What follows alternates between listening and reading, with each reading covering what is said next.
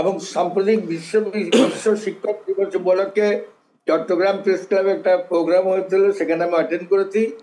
আশ্চর্যজনক হলো সত্যি যে উনি আমলাদের কথা বলেছেন।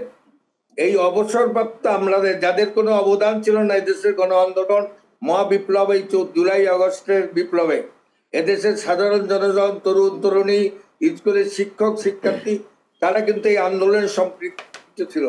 কিন্তু দুর্ভাগ্যবশত এই সরকার যেটা ভুল, সবটাকে অন্যায় কাজ করেছে, সেটা হচ্ছে সমস্ত সরকারি আমলা যারা অবসরপ্রাপ্ত হয়েছে তাদেরকে যেটা বলেছেন সন্তোষ সাহেব, চমৎকার একটা কথা বলেছে।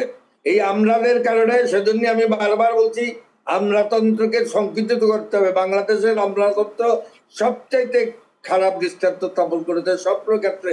তাদের কারণেই কিন্তু এদেশের রাজনৈতিক নেতৃত্ব এবং রাজনৈতিক সরকার সবসময় প্রবলেমে পড়ছে। আমি সম্প্রতি একটা কাহিনী দেখেছি, সেটা হচ্ছে যে মাধ্যমিক শিক্ষা বোর্ড একটা গঠন করা হবে 2003 সালে সিদ্ধান্ত হয়েছে, কিন্তু দুর্ভাগ্যবশত ডক্টর মনিরুজ্জামান যখন মিয়া ছিলেন, উনি যখন এটা দায়িত্বে ছিলেন, দায়িত্বপ্রাপ্ত হয়ে উনি কিন্তু তখনকার দিনে উনি বলছিলেন মাধ্যমিক শিক্ষা বোর্ড, কিন্তু আজ পর্যন্ত মাধ্যমিক শিক্ষা বোর্ড হয়নি।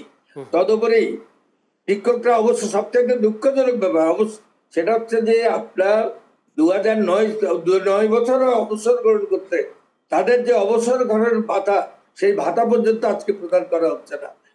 এরা আটকিয়ে রাখতেছে, একদম চক্রান্ত করে লক্ষ লক্ষ টাকা ঘুষ দিচ্ছে, কিন্তু ওদের কাজ হচ্ছে না। এই ব্যাপারে সম্পূর্ণ দায়ী হচ্ছে আপনারা। এই আমলাতন্ত্রকে আপনারা কাজকৃত করতে হবে। আপনাকে একটা ছোট্ট প্রশ্ন করে, আমরা দেখেছি বিভিন্ন জায়গায় দুর্ঘটনা ঘটে, খুনোখুনি হচ্ছে, বিভিন্ন ধরনের মব বলা হচ্ছে, আন্দোলন হচ্ছে, সেখানে পুলিশের ভূমিকা আমরা দেখেছি নমনীয়।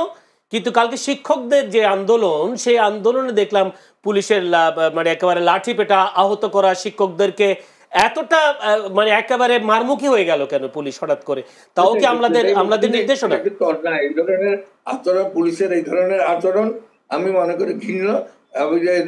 তাদেরকে পুলিশ প্রশাসন যারা আছেন তাদেরকে কিন্তু আরো সহনশীল হতে হবে।